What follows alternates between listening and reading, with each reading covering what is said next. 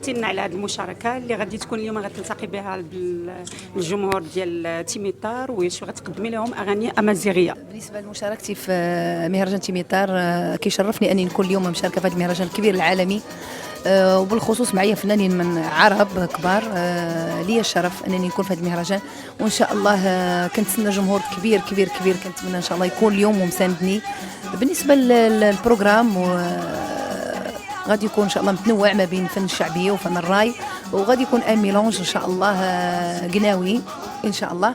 وكنتمنى واحد المقطع ديال الامازيغ، كنتمنى اليوم يعجب الجمهور ان شاء الله، مقطع صغير وكنتمنى يعجبهم ان شاء الله.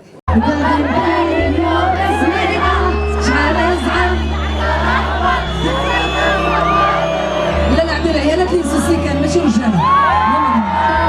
انا خلي الساق عندي ولا